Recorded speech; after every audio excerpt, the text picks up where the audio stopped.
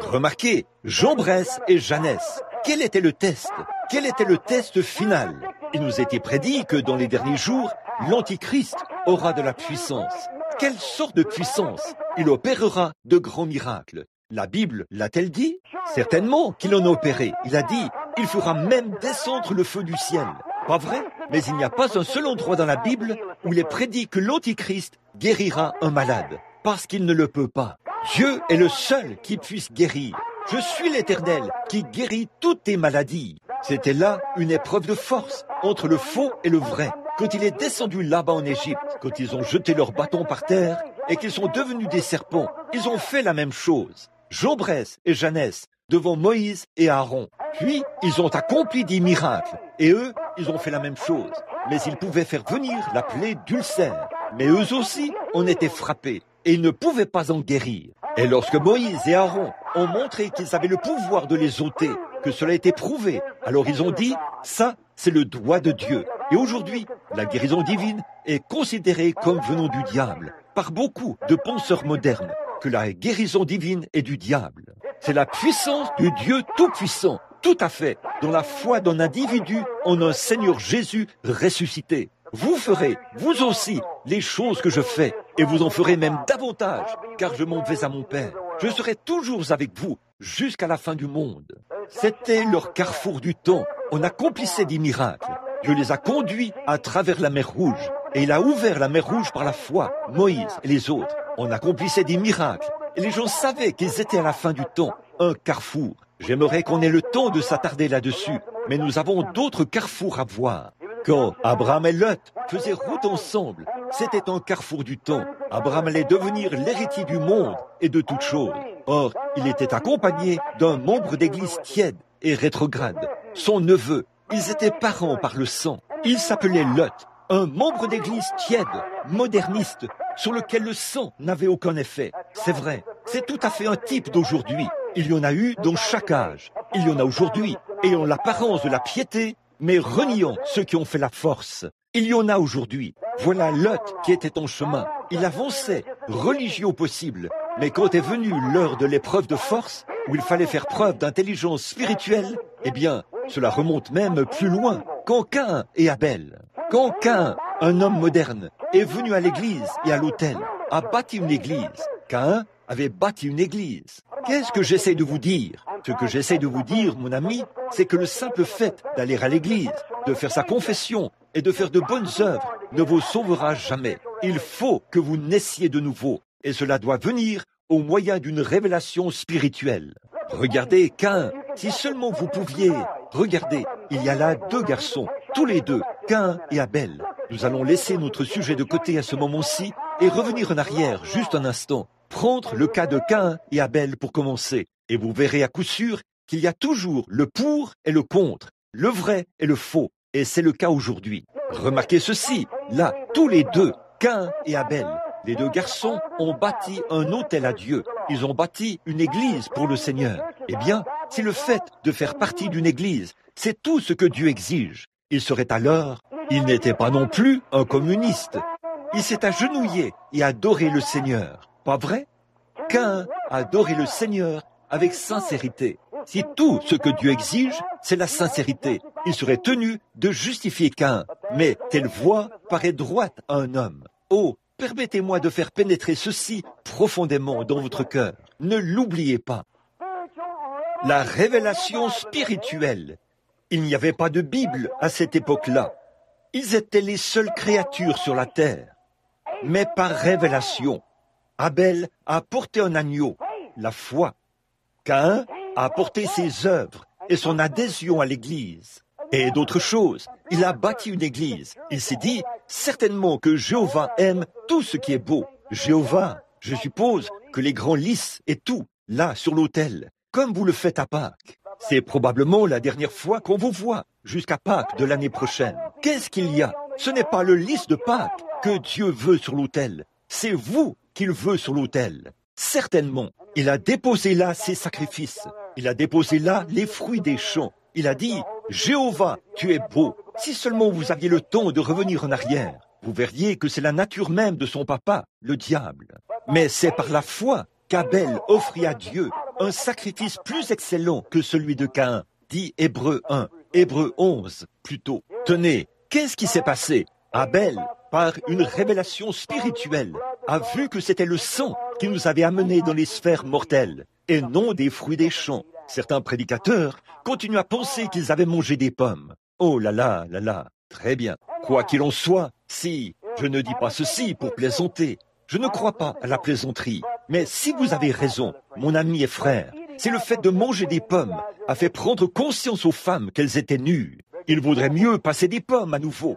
Oui, monsieur. En effet, je vous le dis, la façon dont les gens vivent et agissent est un péché et une disgrâce. Elles sortent nues dans les rues, les jeunes filles, les vieilles grand-mamans et tous ces gens-là. Et ensuite, elles vont à l'église, chantent de la chorale et prétendent être religieuses. Voyons, vos fruits montrent ce que vous êtes. Pourquoi voulez-vous vous déshabiller? Il n'y a qu'une seule personne dans la Bible qui l'ait jamais fait, et il était possédé du démon. Eh bien, je ne le dis pas pour être blessant, je le dis pour vous mettre en garde. C'est peut-être la dernière fois que je vous vois ou que je vous parle. Je veux que vous vous en souveniez. Amen. Maintenant, observez un instant qu'un, par révélation, ou Abel plutôt, par révélation, s'en est rendu compte. Regardez bien, quand Jésus est descendu de la montagne de la transfiguration, il a promis de bâtir son Église sur la même chose, non pas par une loi écrite, non pas par un tas de credos, non pas par un manuel. Quand il est descendu de la montagne de la transfiguration, il a dit, « Qui dites-vous que je suis? Moi, le Fils de l'homme. » L'un d'eux a dit, « Oh, tu es Élie. » L'un a dit, « Non, tu es Jérémie. » L'un a dit, « Tu es l'un des prophètes. » Il a dit, « Que dites-vous que je suis? » Et Pierre a dit, « Tu es le Christ, le Fils du Dieu vivant. » Jésus a dit, « Tu es heureux, Simon, fils de Jonas, car ce ne sont pas la chair et le sang qui t'ont révélé cela. Tu ne l'as pas appris dans un séminaire ou dans un manuel.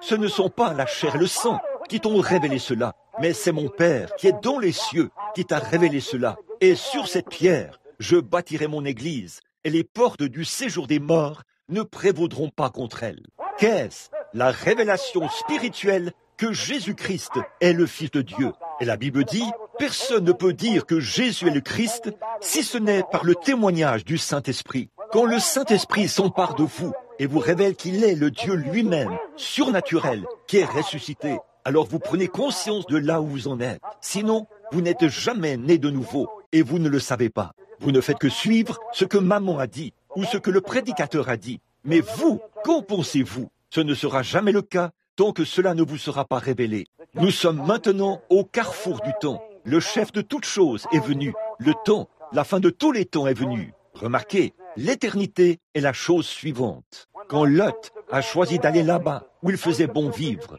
oh, il pouvait construire de plus grandes églises, peut-être. C'est ça l'idée moderne à ce sujet. Il était dans un lieu bien arrosé. Oh, la grande église et tout ceci. Et sa femme est peut-être devenue la présidente du cercle de couture des dames. Lot était maire de la ville. Oh, il avait la vie facile, en tout point. Qu'est-ce qu'il a fait? Il est descendu là-bas. C'en était au point où le monde s'était retrouvé dans un tel chaos que les hommes ont totalement dévié quant à l'usage naturel de leur corps et qu'ils se sont pervertis.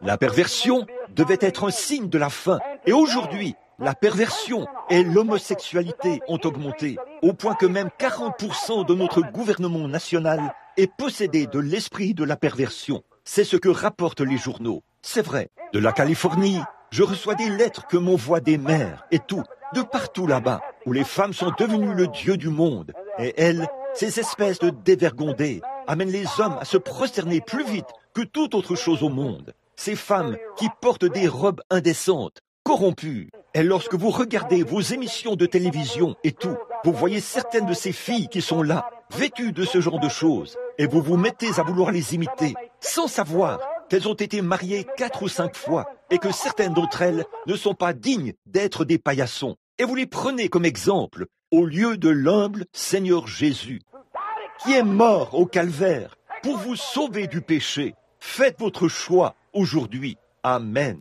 La moitié des membres de l'Église moderne ne peuvent pas vous dire comment Jésus est né, ni même beaucoup de ces choses. Mais, chose certaine, ils peuvent regarder dans un de ces vieux magazines, Love Story, et vous dire qui l'a écrit et à quel moment cette actrice a fait ceci ou cela. C'est une honte. C'est vrai. Vous dites, qu'êtes-vous en train de prêcher, frère? Je vous dis la vérité et je veux que vous m'écoutiez. C'est certainement une honte lorsqu'on voit la façon dont les choses se passent dans notre monde moderne d'aujourd'hui. C'est un signe du temps de la fin. C'est ce qu'ils faisaient à Sodome et à Gomorrhe. L'usage naturel des corps. Les hommes sont si vulgaires à l'égard des femmes aujourd'hui que même le respect a disparu. C'est à peine si les hommes ôtent leur chapeau devant les femmes et n'ont pas du tout de respect pour elles. Qu'est-ce qui a produit cela? Les femmes en sont elles-mêmes la cause. Et vous tous qui parlez de délinquance juvénile et tout, je pense que c'est de la délinquance parentale. Certains d'entre vous laissent leurs filles sortir et passer toute la nuit à une soirée où on fume des cigarettes, où on boit des cocktails. Et elles reviennent le lendemain matin à moitié dévêtues, le visage couvert de cette espèce de maquillage et tout. Et vous traitez les mères du Kentucky d'ignorantes. Ils écrivent un article sur le Lil Dog Patch ou Abner et se moquent des mères du Kentucky. Ça, c'est une partie de ma famille là-bas. Que l'une de ces jeunes filles fasse ça là-bas. Frère, je vous le dis, elle gardera le lit pendant 6 mois. Elle prendrait une branche de hickory pour la frapper et la dépouillerait du petit bout de vêtement qui lui reste sur le dos. Et si quelque chose comme ça revenait dans l'église aujourd'hui, ce serait mieux pour vous. Amen. Que Dieu nous donne des mères à l'ancienne mode. J'ai 2 filles qui sont en train de grandir. Je ne sais pas ce qu'elles deviendront. J'en vois qui s'allongent devant les hommes là, sur les plages, à moitié nues. Elles s'étendent là et prétendent qu'elles se font bronzer au soleil. Frère, je ne serai peut-être pas en vie. Mais si Dieu me permet de vivre et d'avoir toute ma tête, si l'une des miennes le fait, c'est un fils qui la fera bronzer. Ce sera le fils de Monsieur Branham, avec la trace d'une latte de baril sur le dos. Elle sera bien bronzée. Elle saura aussi d'où ça vient. Oui, monsieur, il nous faut un réveil à l'ancienne mode, comme celui que Dieu a envoyé par Saint Paul et le Saint-Esprit de la Bible, où beaucoup de ces demi-religions formalistes de blond bec sont brisées, et où Jésus-Christ est prêché dans la puissance de sa résurrection, où des signes, des prodiges et des miracles peuvent de nouveau se produire dans l'Église avant le temps de la fin. Et nous aurons cela. Saisissez ça. Tous les démons de l'enfer ne peuvent pas empêcher cela, car Dieu a dit que ça se produirait, ça se produira, certainement. À Sodome et Gomorre, on est arrivé au carrefour du temps. Le mal s'est installé. Et quand le mal s'est installé, Dieu a fait apparaître un vrai prophète, Abraham. Amen. Qu'est-il arrivé? Les anges sont descendus sous la forme d'hommes. C'est vrai, n'est-ce pas? Les anges sont venus à lui sous la forme d'hommes. La fin du temps était là, le carrefour du temps. Ils ont prêché à ce genre de foule sans que cela produise un effet. C'est la même chose que nous avons aujourd'hui, c'est vrai. Mais Dieu a balayé ces villes qui étaient partout dans la plaine. Il a brûlé toutes les villes et a tout détruit. Et un déshonneur a été laissé. La femme de Lot, devenue une statue de sel, qui est là encore aujourd'hui. Elle a regardé en arrière. Elle le voulait comme un avertissement qu'il y aura un autre carrefour. Certainement. Les filles et tout ricanaient et se moquaient même de ces prédicateurs qui prêchaient la vérité. Et les gens font la même chose aujourd'hui. Certainement qu'ils le font. Le temps de la fin. J'aimerais qu'on ait assez de temps pour nous y attarder. Nous allons passer à un autre. À un moment donné, en Israël, il fallait qu'il y ait un carrefour. Après qu'Akab a épousé Jézabel, une petite dévergondée, au visage peinturluré, et qu'il a entraîné toutes les idoles, toute l'église de Dieu dans l'idolâtrie. Et c'est à peu près la même chose qui se fait aujourd'hui. Les gens spirituels sont devenus si formalistes que l'église n'est plus rien d'autre qu'un club. Vous savez que c'est vrai, pas besoin de le cacher, c'est la vérité. Ce n'est qu'un club. Vous adhérez au club, vous faites un changement de papier, vous l'apportez des méthodistes aux baptistes, puis aux presbytériens. Chaque fois qu'une petite chose que vous n'aimez pas survient, vous reprenez votre papier, il est presque usé. Pourquoi ne déchirez-vous pas cette chose de toute façon et n'inscrivez-vous pas votre nom dans le livre de vie qui est dans le ciel, où vous n'aurez pas à la porter de lieu en lieu? C'est vrai, je n'ai rien contre les méthodistes, les baptistes, les presbytériens, je n'ai rien contre eux. Mais c'est la vie que vous menez là-dedans. Et c'est en grande partie dû au fait qu'on ne prêche pas l'évangile et qu'on n'avertit pas les gens. C'est vrai. Ce qu'il nous faut, c'est plus d'avertissement, qu'on prêche davantage l'évangile. Un instant, avant que nous terminions. Remarquez, quand on est arrivé au carrefour du temps, Dieu a fait apparaître un prophète sur la terre, Élie. Il a fait apparaître des anges sur la terre. Absolument. Il a fait apparaître des signes et des prodiges sur la terre. Il a fermé les cieux pour qu'il ne pleuve pas au jour de sa prophétie. Il a fait d'autres choses, des miracles, des signes devant les gens pour le prouver. Ça, c'en est un autre. Le quatrième. Observez le cinquième qui arrive. Ils avaient vécu sous les juges et les avocats, les juges et tout, et les avocats sous d'autres lois, et ainsi de suite. Ils sont tombés si bas qu'ils ont déprécié tout ce qui avait trait à la puissance par leurs explications. Les miracles, ça n'existe plus, et ils ont été emmenés à Babylone. Ils ont eu des guerres et des ennuis, c'est ce que nous avons maintenant. Mais on est arrivé à un carrefour du temps. Alléluia! Bon, je sais que vous allez me traiter d'exalté de toute façon. Alors, autant commencer. Je me sens bien, car je sais que Jésus-Christ, le Fils de Dieu, vit et règne. Il y a des gens qui croiront en lui, c'est vrai. Alors là, quand je vois que là, juste avant que la fin du temps arrive, il y avait un honnête homme du nom de Zacharie qui avait prié avec instance pour avoir un enfant. Et que s'est-il passé? Un ange est apparu sur la terre pour la première fois depuis Malachie, depuis des centaines d'années. Et un ange est apparu et a dit à Zacharie qu'un miracle allait se produire. Et il l'a cru. Il n'y a pas cru au départ. Mais Dieu, absolument, parce que c'était tellement... Oh, eh bien, pour croire, il avait le cas d'Abraham, d'Isaac, de Sarah et de tous les autres d'autrefois, et Anne dans le temple, mais il n'est pas parvenu à le voir. Oh, ça, Dieu l'a fait, il y a longtemps, il ne peut pas le faire aujourd'hui. Et cet ange a dit, je suis Gabriel, je me tiens devant Dieu, mes paroles s'accompliront en leur temps, parce que tu as douté de moi, tu seras muet jusqu'au jour où l'enfant naîtra. Tu lui donneras le nom de Jean. Amen. On était arrivé au carrefour du temps. Oh, bien sûr, il y avait un espace. Tous les miracles avaient été totalement dépréciés par des explications. Mais les jours des miracles étaient en train de revenir. Un passage de la loi à la grâce était en cours. Les dispensations sont de nouveau en train de changer. Le carrefour du temps. Et chaque fois que nous arrivons à un carrefour, il se passe des choses.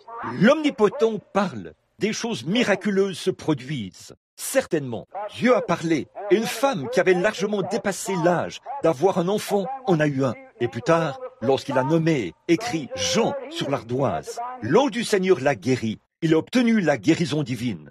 Un autre ange est descendu. Le même ange, il est apparu à une petite femme qui n'avait jamais enfanté. Elle n'avait même jamais été, elle n'était même pas mariée. Et il lui a dit qu'elle allait avoir un enfant. Et elle l'a cru. Quand il est né, il a commencé. Il a bientôt commencé à avoir des visions, comme la Bible avait dit, à dire aux gens quelles étaient leurs fautes et qui ils étaient. Les pharisiens disaient, « Ah, les jours des miracles sont passés. Ce gars-là n'a rien d'intéressant. C'est Belzébul. » Jésus a dit, « S'ils appellent le maître de la maison Belzébul, à combien plus forte raison appelleront-ils ainsi ses disciples ?» Il a dit, « Si moi, je chasse les démons par Belzébul, par qui les chassez-vous ?» Très bien. Là, ils ont commencé et ils sont partis. Les signes et les prodiges ont commencé à accompagner le maître, alors qu'il a continué. Il guérissait les malades, ce qui se produisait à ce moment-là. Par la suite, il s'est mis à nourrir les poissons, à rompre le pain, à libérer les atomes, à créer des puissances et tout. Après ces choses,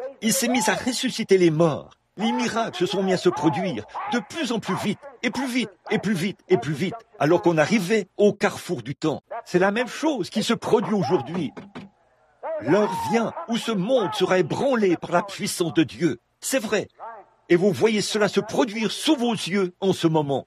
Voilà, les miracles ont commencé à se produire. Ça s'installait. La fin approchait. Jésus a commencé à les avertir. Et au fur et à mesure qu'il avançait, les miracles ont commencé à se produire les uns après les autres. Ils étaient de plus en plus grands au fur et à mesure qu'il avançait. Et finalement, ils l'ont pendu à la croix. Et là, Dieu a répondu du ciel. Le soleil a refusé de briller. La lune s'est obscurcie. Les étoiles ont refusé de briller. Et le Fils de Dieu est mort au calvaire. Et regardez le signe qu'il a fallu avoir. Car le soleil a eu des convulsions et s'est éteint. Amen. Des choses s'étaient produites dans la nature. Elle avait réagi. Il y avait des miracles, des signes. Et pourtant, ces gens religieux au cœur endurci se promenaient en disant « Voyons, c'est un spirit. Rien de plus. C'est tout simplement Belzébul. » Et au même moment où il faisait cela, la terre avait un effondrement nerveux. Elle a tremblé si fortement par nervosité le matin de Pâques que cela fait sortir les cadavres de ceux qui étaient dans la tombe. Et ils sont sortis et sont apparus un grand nombre de personnes. Amen. les signes et les prodiges. Nous sommes au temps de la fin, au carrefour. Par la suite, l'évangile a été répandu. 1500 ans d'âge des ténèbres. Puis, il y a eu un autre carrefour. Quand le protestantisme s'est détaché du catholicisme, c'était lors de la première réforme menée par Luther. Des signes et des prodiges ont été opérés par Luther et Wesley. John Wesley, quand il prêchait la guérison divine et guérissait les malades, et les signes et les prodiges accompagnaient son réveil. Et vous savez que c'est la vérité. Si vous dites cela dans une église méthodiste aujourd'hui, ils vous mettent à la porte. Ici même, John Wesley, lui et Whitefield, quand il allait à cheval prier pour une femme qui était malade, son cheval est tombé et s'est cassé la patte. Il est descendu, a pris son huile d'onction et a oint le cheval d'huile au nom du Seigneur. Puis, il est remonté dessus et a poursuivi sa route. Un carrefour du temps. Amen. Là même, en Angleterre, où il prêchait la guérison divine, la haute église d'Angleterre l'a persécuté comme elle le fait aujourd'hui, et on a lâché des chiens de chasse et des renards là-bas. Il a pointé le doigt vers leur visage et a dit « Le soleil ne se couchera pas 3 fois sur toi, que tu ne m'aies appelé pour que je prie pour toi. » L'homme est mort cette nuit-là, souffrant de crampes, et en appelant John Wesley pour qu'il vienne prier pour lui. Un carrefour du temps. Alléluia! Aujourd'hui, vous devenez tellement cultivés, vous devenez tellement organisés, que chacune de vos petites organisations insignifiantes croit que c'est maintenant ceci.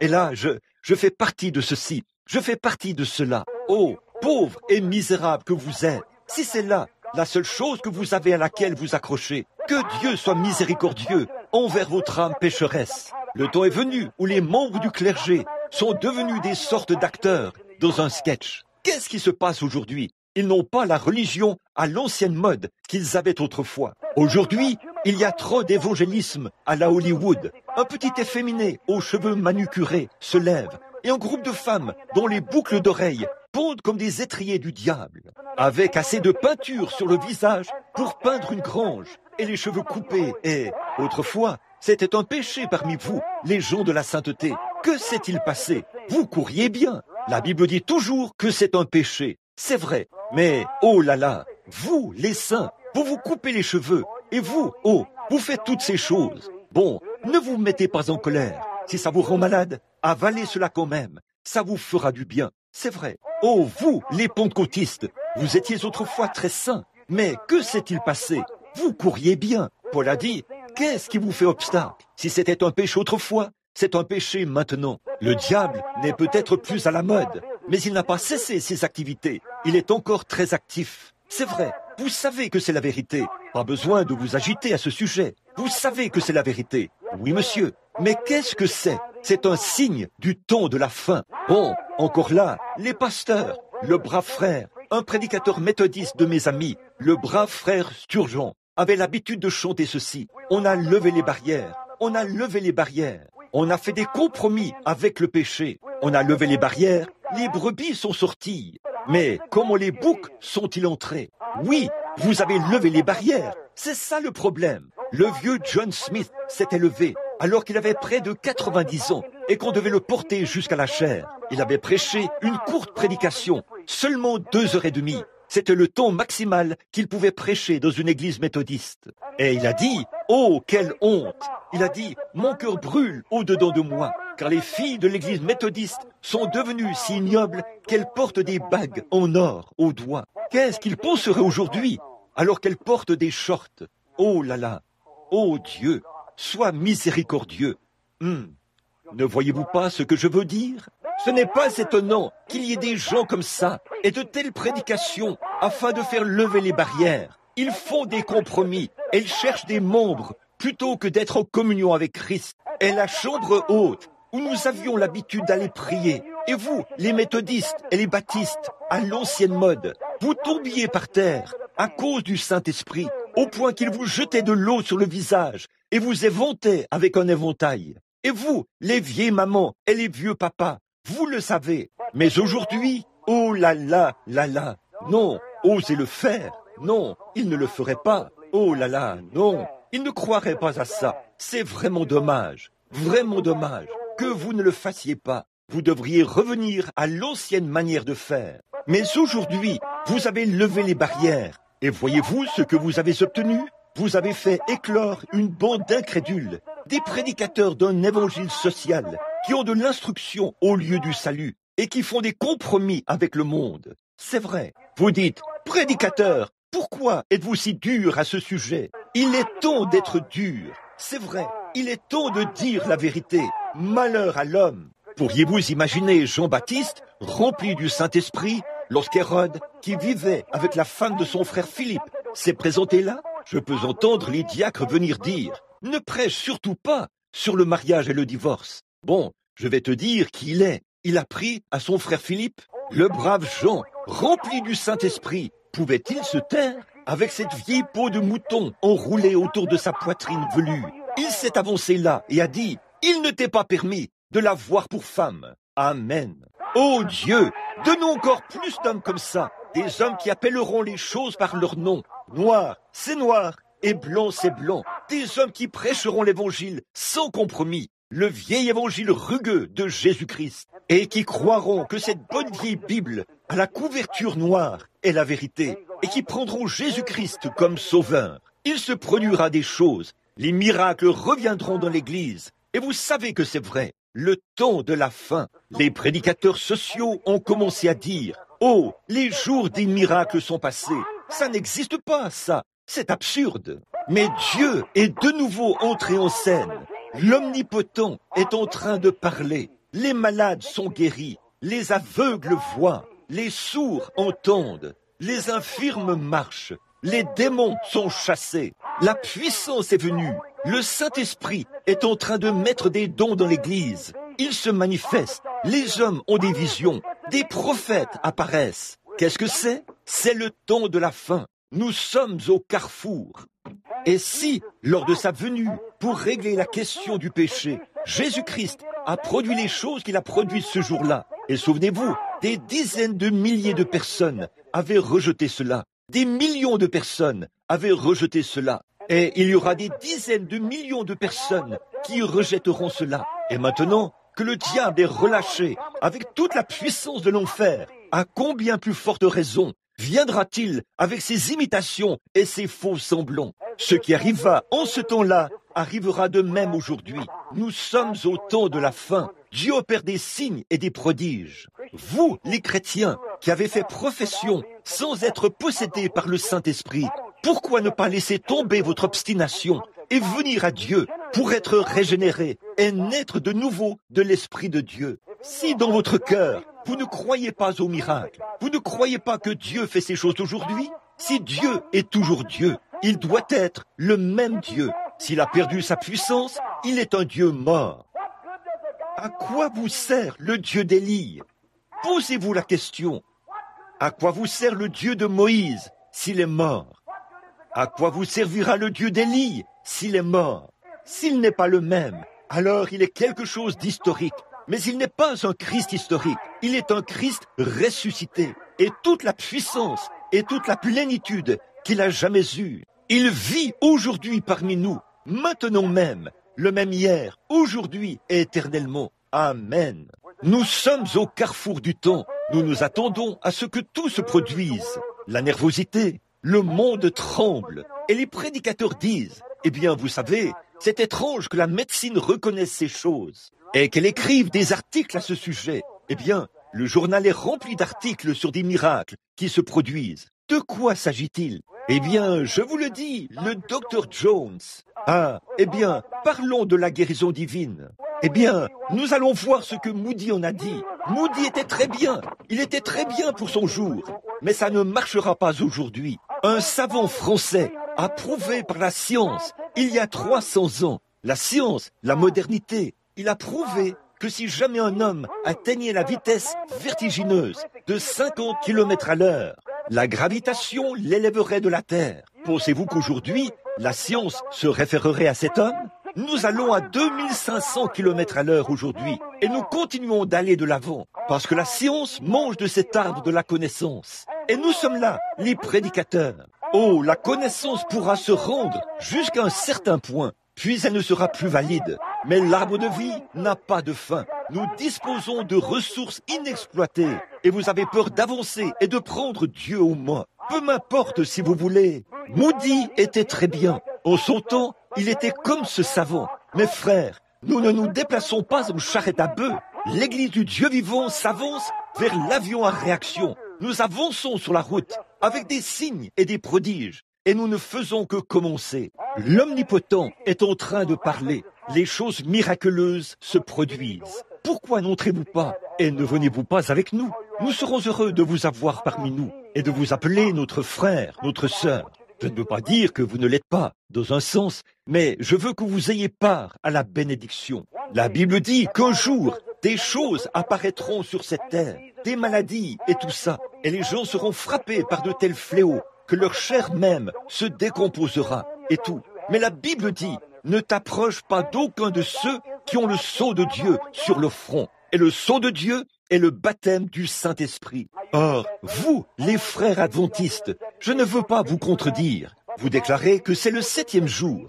Il n'y a aucune référence biblique pour ça. Au contraire, la Bible dit dans Ephésiens 4:30, « N'attristez pas le Saint-Esprit de Dieu, par lequel vous avez été scellés jusqu'au jour de votre rédemption. » Et la marque de l'Antichrist, c'est de rejeter le Saint-Esprit. On est alors scellé à l'extérieur du royaume pour toujours, sans aucune possibilité d'être un jour pardonné. Celui qui parle contre le Saint-Esprit, cela ne lui sera jamais pardonné, ni dans ce siècle, ni dans le siècle à venir. Voilà la marque de la bête et le sceau de Dieu, présenté en quelques mots. Le sceau de Dieu est le baptême du Saint-Esprit. Et la marque de l'Antichrist, c'est de renier cela. Maintenant, on reçoit une marque ou l'autre. Ne désirez-vous pas avoir le Saint-Esprit aujourd'hui? Si vous, qui êtes ici, vous pouviez simplement croire, et passer quelques instants en prière, des signes et des prodiges se produiraient dans cette église cet après-midi. Tout pourrait arriver, mais nous sommes au carrefour du temps.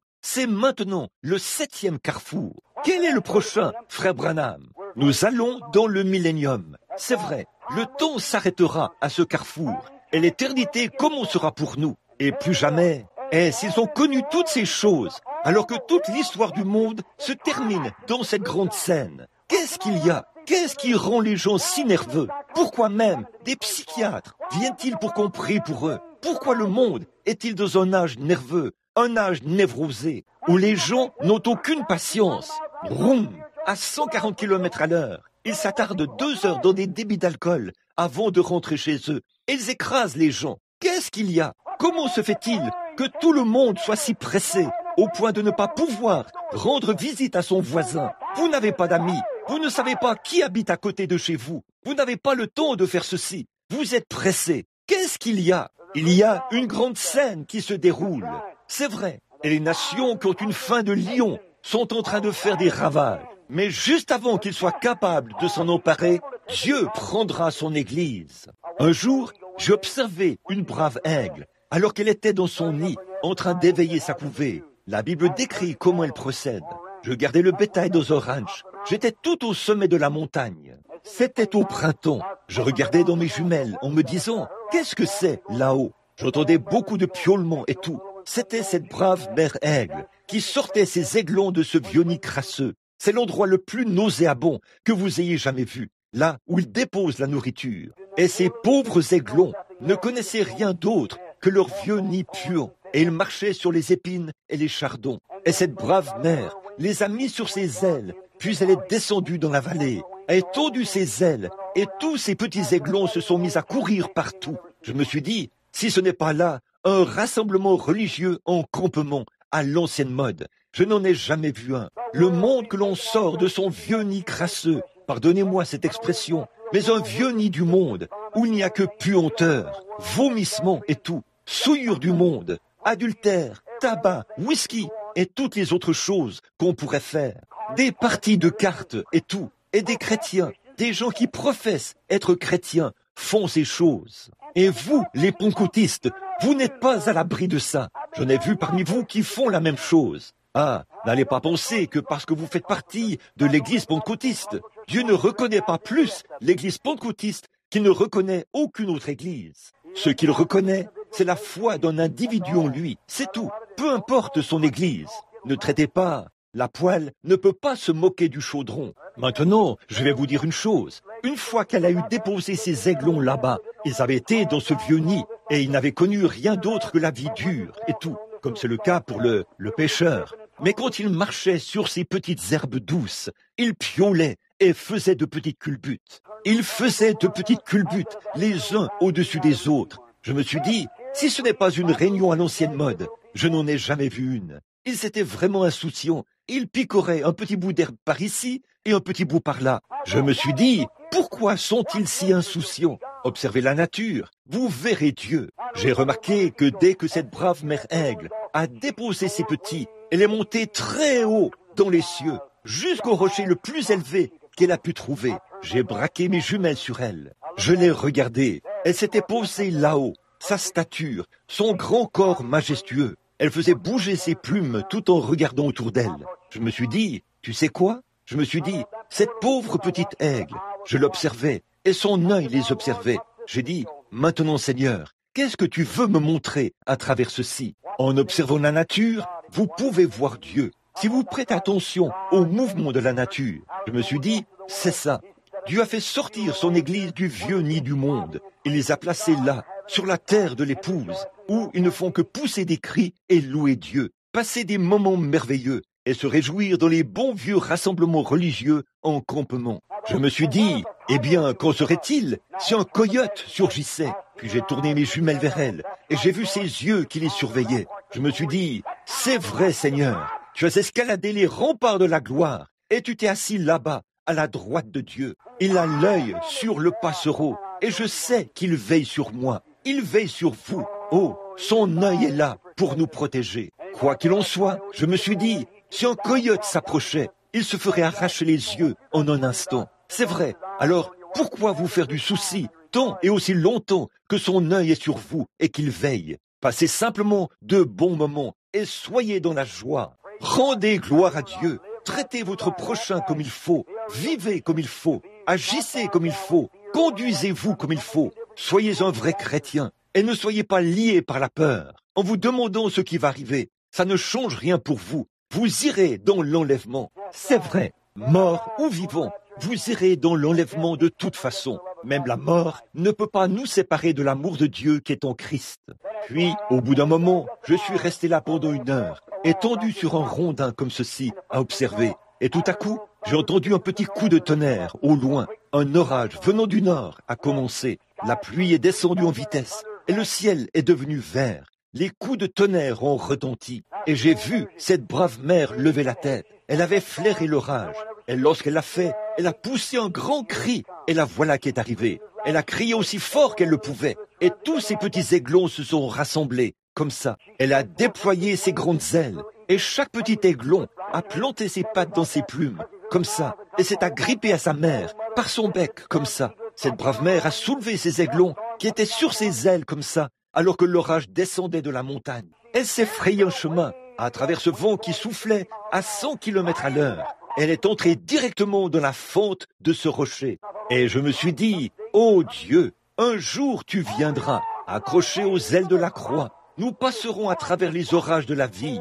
Oh Dieu, pour être à l'abri là-bas, au rocher. Il n'y a pas longtemps, ici à Gary dans l'Indiana, j'observais quelque chose qui se passait. On me faisait visiter l'une des usines qu'il y a là-bas, l'une de ces grandes usines où l'on fabrique toutes ces pièces de machinerie. Et un homme m'a emmené là-bas. Écoutez, alors que je termine là, pour me faire visiter l'usine. Il y avait là tout un tas de machines, des tours qui permettaient d'usiner ces pièces. Et tout à coup, pendant qu'il me parlait et m'expliquait tout ça, nous nous tenions en hauteur. Et juste à ce moment-là, une petite cloche a sonné. Chaque homme a posé son tablier et s'est mis à balayer les copeaux pour les rassembler au milieu de la pièce. J'ai dit, pourquoi font-ils cela? Il a dit, Révérend Branham, je vais vous montrer quelque chose dans quelques instants. J'ai dit, très bien. Chacun de ces hommes a balayé tout ça vers le milieu de l'allée. A attendu quelques minutes, un autre petit coup de sifflet a retenti. Tut, tut, tout le monde a quitté la pièce. Eh bien, l'endroit était vide. Il a dit,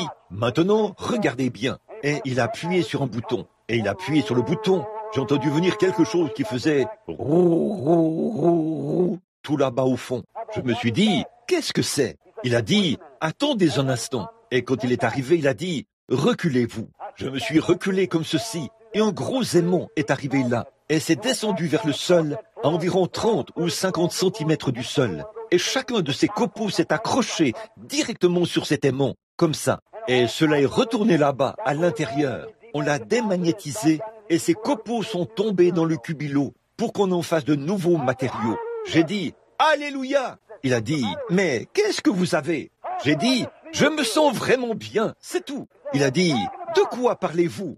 J'ai dit « Je connais un autre grand aimant qui viendra un de ces jours. Alléluia !» Dieu appuiera sur le bouton et quand il l'aura fait, j'ai dit « Je veux vous demander quelque chose. » J'ai dit « Pourquoi tous ces copeaux ne sont-ils pas montés ?» Il a dit « Vous voyez, certains d'entre eux ne s'aimantent pas à cet aimant. Certains d'entre eux sont en aluminium et cet aimant ne peut pas les ramasser. » J'ai dit « Gloire ! Certainement, vous pouvez être en copeaux, vous pouvez être dans l'église, mais vous avez intérêt à vous aimanter à cet endroit là-bas. C'est vrai. » J'ai dit « Pourquoi l'autre morceau de fer n'est pas monté ?» Il a dit « Vous voyez, pasteur Branham, il est boulonné au sol. » Je me suis dit « Oh Dieu, sois miséricordieux, soyons aimantés au Saint-Esprit, afin qu'un jour, quand Jésus viendra dans le ciel, il attire à lui tous ces vieux corps frêles, remplis d'humiliation, et nous serons emmenés dans le pot de moulage de Dieu, et nous en sortirons immortels comme lui, pour vivre éternellement, un glorieux jour. Mais seuls ceux qui sont aimantés partiront. Prions, notre Père Céleste, c'est en ton précieux nom que nous venons à toi, humblement et de tout notre cœur, de toute notre âme, de toute notre pensée. Nous sommes au carrefour du temps, Seigneur. Ô Dieu éternel et omnipotent, tes signes qui parlent apparaissent. Quand tu parles, Seigneur, les signes apparaissent. Maintenant, je te prie aujourd'hui, précieux Père Céleste, de bien vouloir parler à chaque heure non régénérée dans ce bâtiment, et puisse-t-il devenir tes enfants à partir d'aujourd'hui. Accorde-le, Père Céleste. Tu les connais, et tu connais tous ceux qui t'appartiennent. Tu as dit, tous les miens viendront à moi. Tous ceux que tu m'as donnés viendront à moi. Et je prie, ô Dieu, qu'il y en ait ici aujourd'hui, que le Père t'a donné, et par la prédication, la foi vient de ce qu'on entend, et ce qu'on entend vient de la parole. Sachant que nous sommes au carrefour du temps, au temps de la fin du monde, nous avons été pesés dans la balance et trouvés légers. Il y a peut-être beaucoup de gens partout dans le monde aujourd'hui, des millions et des millions de personnes, qui ne croient pas que tu es le même hier, aujourd'hui et éternellement. Ils ont l'apparence de la piété, mais ils renient ta puissance, ils renient ta parole. Et pourtant, ils entraînent des milliers de pauvres enfants dans l'éternité, sans espérance, sans Dieu. Ils sont perdus par leurs choses sociales, leur manière de croire. Tu as dit qu'ils auraient l'apparence de la piété, qu'ils seraient des membres d'église, qu'ils auraient des rituels, qu'ils se feraient baptiser de bien des manières et asperger de bien des manières, et tout le reste, sous toutes les formes, et qu'ils étudieraient les catéchismes et qu'ils accepteraient des papiers de l'église. L'apparence de la piété, mais renions ceux qui ont fait la force de donner à un homme un Saint-Esprit qui changera sa vie et fera de lui une nouvelle créature. Tu as dit, éloigne-toi de ces hommes-là. Et nous sommes en ce jour-là, Seigneur. Je te prie de susciter partout des milliers de voix qui crieront en ce jour-ci. La nouvelle arche est en train d'être préparée. Le corps de Christ est en train d'être formé. Et un jour, il sera enlevé dans les airs pour être avec lui pour toujours. Ô Dieu éternel, si une telle personne est ici aujourd'hui, entendant une prédication intense, une doctrine très solide, je prie, Père, la conviction m'est venue pour que je puisse semer. J'ai semé la parole. Maintenant, arrose-la, Père. Et puisse-il l'accepter aujourd'hui à cause de Jésus. Et pendant que nous avons la tête inclinée dans cette visible, cette salle ici en ce moment, s'il y a ici un homme ou une femme qui n'est pas né de nouveau, c'est à vous de décider, mon ami. C'est peut-être la dernière fois que vous entendrez ma voix. Et peut-être que si je revenais ici dans un an, beaucoup parmi vous qui êtes assis ici pourraient ne pas être ici. Vous serez dans l'éternité. Et il se peut que moi-même j'y sois. Je ne sais pas. Ça, c'est entre les mains de Dieu. Mais même parmi les quelques centaines de personnes qui sont ici même, il y a peut-être 200 ou 300 personnes ici cet après-midi. Certains d'entre vous seront sûrement partis l'an prochain. Vous le savez. Des gens qui sont marqués et dont la carte peut être retirée du fichier à tout moment. Êtes-vous vraiment nés de nouveau? Le savez-vous? Jésus a dit, voici les signes qui accompagneront ceux qui auront cru. Si vous ne l'êtes pas et que vous êtes suffisamment conscient et dans votre état mental normal pour prendre conscience que vous serez sans Christ à ce moment-là, si vous n'êtes pas né de nouveau, Jésus a dit, si un homme ne naît de nouveau, il ne pourra point, peu importe combien vous êtes bon, ce que vous avez fait, il ne verra point le royaume de Dieu. Et si c'est votre cas aujourd'hui, voulez-vous simplement faire ceci, lever la main vers Dieu et dire, sois miséricordieux envers moi, et donne-moi cette expérience de la nouvelle naissance, Père Céleste. Croyez-vous cela? Voudriez-vous lever la main? Y a-t-il une personne quelque part dans la présence divine? Que Dieu vous bénisse, ma sœur. Que Dieu vous bénisse, mon frère. Que Dieu vous bénisse, mon frère. Sois béni, ma petite sœur. Ça, c'est de la sincérité, la vraie sincérité. Vous devriez croire à ce point-ci. C'est maintenant le ton favorable. C'est maintenant le jour. C'est maintenant le temps. C'est maintenant le temps de croire cela. Y aurait-il une autre main? Souvenez-vous, il se peut que je voie votre main, mais que je la voie ou pas, ça ne compte pas. Ce qui compte, c'est que Dieu la voit. Qu'en serait-il si demain matin, ou à un moment donné ce soir, vous vous retourniez et que vous ressentiez une douleur vraiment étrange au côté? Vous vous dites, oh, qu'est-ce que c'est? Vous appelez le médecin. La douleur descend dans votre côté. Le médecin dit, une crise cardiaque. Il ne vous reste que quelques minutes à vivre. Alors, qu'en sera-t-il de cette expérience de la nouvelle naissance? Qu'en sera-t-il de connaître Jésus? Oh, vous dites, eh bien, je connais le maire de la ville, je connais bien le pasteur. Ce n'est pas de ça que je parle. Qu'en est-il de naître de nouveau et de connaître Jésus? Ne jouez pas à la devinette à ce sujet. Ne vous imaginez pas simplement que vous l'êtes. Mais il faut que vous naissiez de nouveau. Je ne parle pas d'un emballement mental, fanatique et émotionnel. Je parle d'une vraie expérience. Je ne peux parler que comme une voix. Je ne suis qu'un homme, c'est vrai, et vous avez le droit de douter de moi si vous le désirez. Tout ce que je fais, c'est de vous apporter la parole de Dieu, sans mélange, et de vous dire la vérité. Ensuite, c'est à vous de décider ce que vous en faites. Si vous croyez le message que je vous ai apporté aujourd'hui, que nous sommes au temps de la fin, et que les hommes qui sont sans Dieu seront retranchés sans aucune possibilité de recours, et que cela pourrait vous arriver dans la prochaine heure.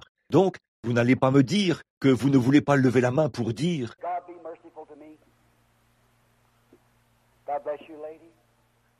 Oh Dieu, sois miséricordieux envers moi. » Que Dieu vous bénisse, madame. Vous amenez votre petit bébé pour qu'on prie pour lui? Oui, que Dieu vous bénisse. Puisse-t-il vous l'accorder? Quelqu'un d'autre? Bon, réfléchissez un peu à ça. Pensez-y. Et si c'était votre dernier jour? Ce n'est peut-être pas le cas. J'espère que ça ne l'est pas. J'espère que vous vivrez jusqu'à la venue de Jésus. J'espère que ça se produira dans bien des années. Mais je n'en sais rien. Il y a une chose que je sais. Vous partirez. Et vous savez que vous partirez. Si vous n'êtes pas certain d'être en règle, voulez-vous simplement lever la main vers Dieu? Très bien. Que Dieu vous bénisse. Et que Dieu vous bénisse, sœur. 2 autres personnes ont levé la main.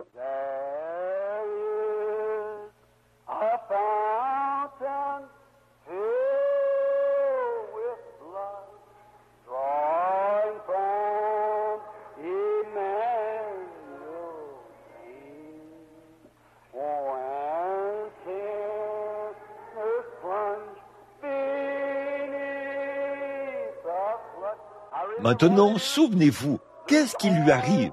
Il est lavé de tout péché. Tout ça disparaît totalement. Croyez-vous que vous en serez lavé maintenant même? Si vous le croyez de tout votre cœur, tous vos péchés seront... Qu'est-ce qui peut effacer mes péchés? Rien d'autre que le sang de Jésus. Qu'est-ce qui peut me rétablir? Rien d'autre que le sang de Jésus. Tout homme qui a jamais accompli quoi que ce soit a cru cela. Pensez simplement à ce que Christ signifie ce soir. Que signifie Christ? Si nous convoquons tous les prophètes, qu'est-ce qu'il signifiait pour eux? Que répondraient-ils? Qu'est-ce que cela signifierait pour le centenier romain qui a mis sa main sur son cœur et a dit, assurément, cet homme était le Fils de Dieu? Qu'est-ce que cela signifierait pour Judas Iscariote? Qu'est-ce que cela signifierait pour Caïphe? Qu'est-ce que cela signifierait aujourd'hui pour les poètes du monde? Que penseriez-vous qu'il en serait alors que ce gars qui a écrit ces chansons vulgaires, que les demoiselles, les petits garçons et les petites filles de nos écoles chantent, ces chansons grivoises qui sont populaires aujourd'hui, en voyant ainsi leurs petites âmes dans les bourbiers de l'enfer? Que pensez-vous que cela signifierait pour eux si Jésus venait? Que pensez-vous de toutes ces images vulgaires, obscènes et tout? Que pensez-vous que cela signifierait aujourd'hui s'il venait? Que représentait Christ pour Eddie Perronnet quand il était persécuté à cause de la justice? Quand, à un moment donné, il refusait de recevoir ses lettres, il refusait de recevoir ses poèmes, il refusait de les recevoir, il ne voulait même pas de ses chants. Et un jour, alors qu'il était là, à pleurer, il a pris sa plume, le Saint-Esprit s'est emparé de lui, et il a écrit que tous acclament la puissance du nom de Jésus, que les anges se prosternent devant lui, apportez le diadème royal et couronnez-le Seigneur de tous. Il a écrit le chant d'intronisation de la seconde venue du Seigneur Jésus. Nous pourrions lui demander, qu'est-ce que cela signifie? Nous pourrions être à l'hôpital. Que direz-vous? Eh bien, Christ est le roc où je me tiens. Tout le reste est sable mouvant. Tout le reste est sable mouvant. Que dirais-je aujourd'hui à la brave aveugle Fanny Crosby? Que représente-t-il pour toi, aveugle Fanny Crosby? Tu n'as jamais vu la lumière du jour de toute ta vie. Que représente-t-il pour toi? Elle dirait, ne me laisse pas, ô doux sauveur. Écoute mon humble cri, pendant que tu en visites d'autres. Oh, ne me laisse pas, toi, ma seule source de réconfort, plus que la vie pour moi. Qui ai-je sur terre d'autre que toi? Qui d'autre au ciel que toi? Un autre a écrit, en vivant, il m'a aimé, en mourant, il m'a sauvé. Enseveli, il a emporté mes péchés au loin. En ressuscitant, il a justifié gratuitement pour toujours. Un jour, il reviendra, ô jour glorieux. Pouvez-vous unir vos cœurs à ces mélodies de Dieu? Que Dieu vous bénisse. Là, j'apprécie votre présence en si grand nombre et tout ce que vous avez fait. Y a-t-il quelqu'un ici qui est malade et qui voudrait qu'on se souvienne de lui dans la prière? Maintenant, voudriez-vous lever la main? Y a-t-il quelqu'un qui est malade? Madame?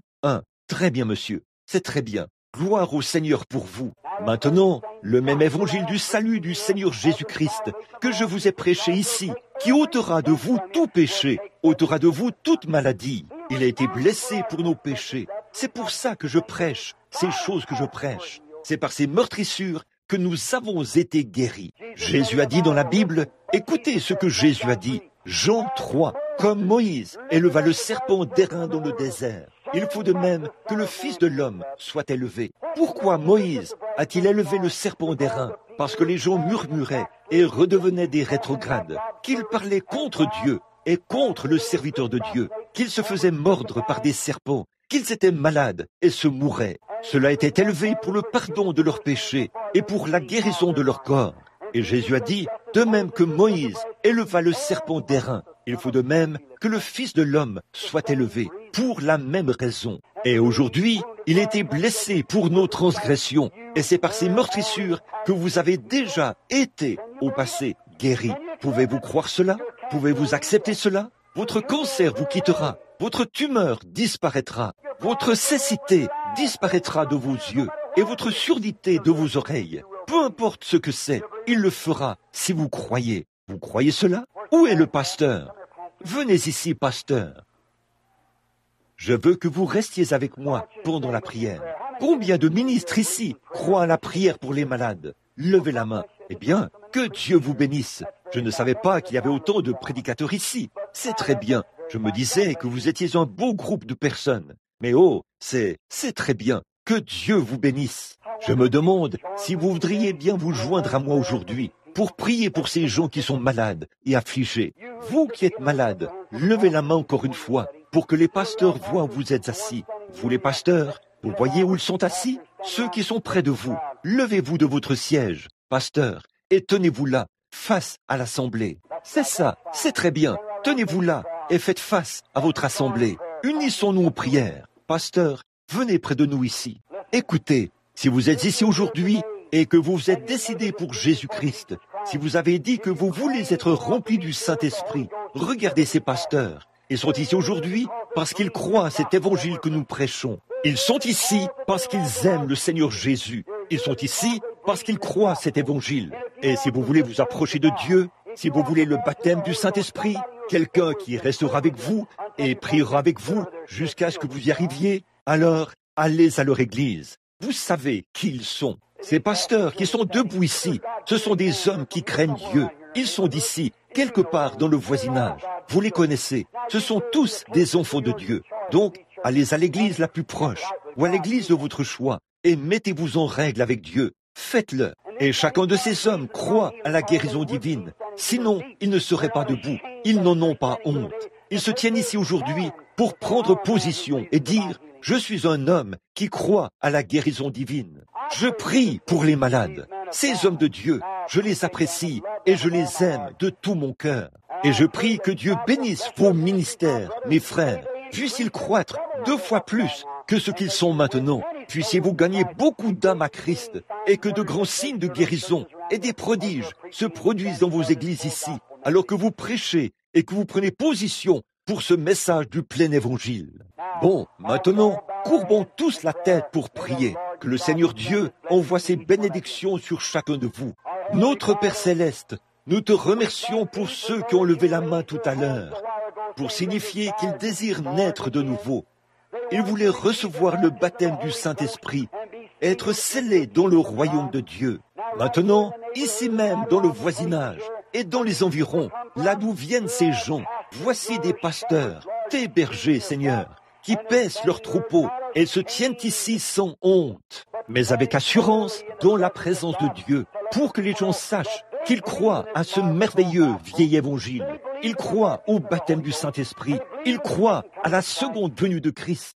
Ils croient qu'ils sont au temps de la fin et ils font tout leur possible, Seigneur, dans les petits coins du monde pour gagner des gens à toi. Ô Dieu éternel, bénis abondamment leur ministère. Je te prie de les oindre de la puissance de la prédication, de la puissance de la guérison et des vertus de Dieu, au point que leurs petites églises crieront et que de grands signes et de grands prodiges se produiront. Puisse-t-il se produire ici, à Sturdis, un réveil à l'ancienne mode qui se répandra dans tout l'État. Accorde le Seigneur. Donne-leur une effusion du Saint-Esprit à l'ancienne mode. Puisse-la commencer à partir de ce tout petit rassemblement. Père, ceux qui ont levé la main, fais qu'avant le lever du soleil demain matin, ils aient reçu le baptême du Saint-Esprit lors de l'un de ces petits services d'église ce soir. Accorde-le, Père Céleste. Maintenant, ceux qui sont malades et affligés, ô Dieu, je te prie d'être miséricordieux envers eux. Nous leur avons présenté le sang de ton Fils, le Seigneur Jésus,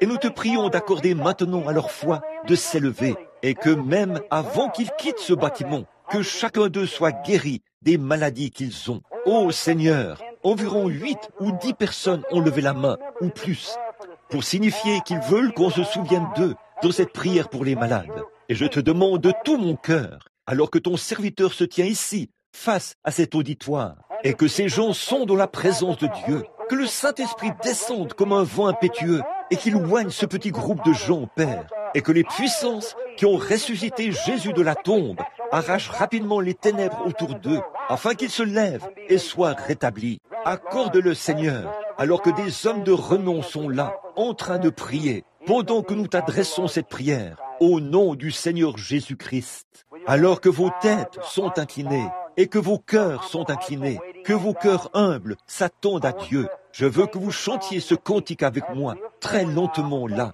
et que vous réfléchissiez à cela, alors que nous...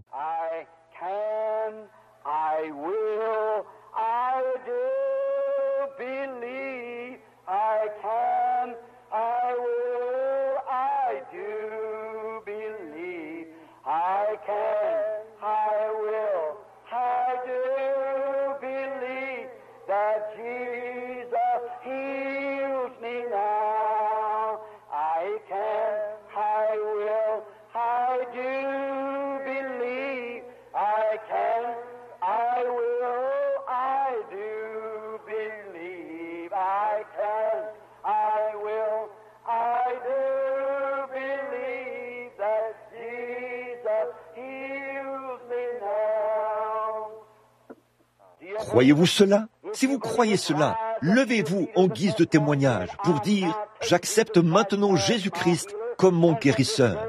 Et à partir de cette heure même, je mettrai ma confiance en lui jusqu'à la fin de mes jours et je lui donnerai la louange. » Si vous allez le faire, levez-vous pendant que nous chantons de nouveau ce cantique.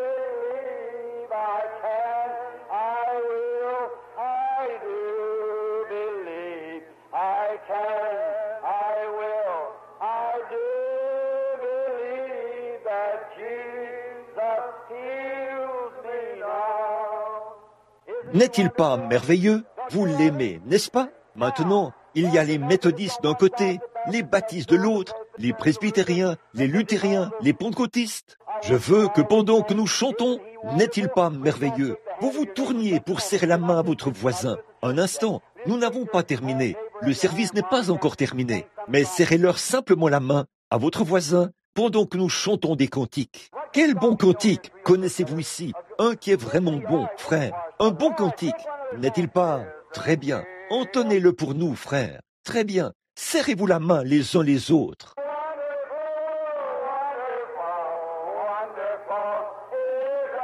Serrez la main à un voisin quelque part, là.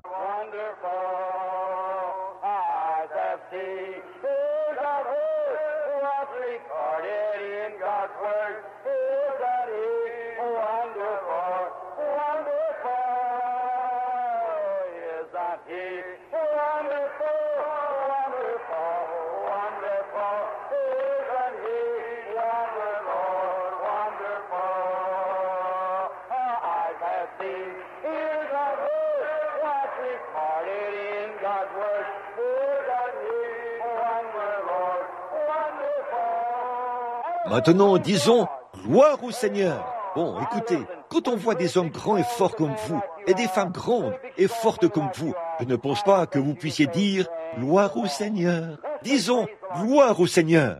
Allons, gloire au Seigneur. Là, ça ressemble davantage à une réunion. Amen.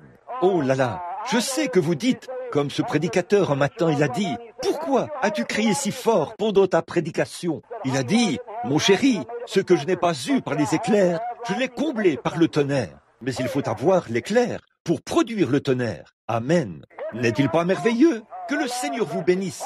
Tous ceux qui aiment le Seigneur de tout leur cœur. Levez la main. J'aime le Seigneur de tout mon cœur.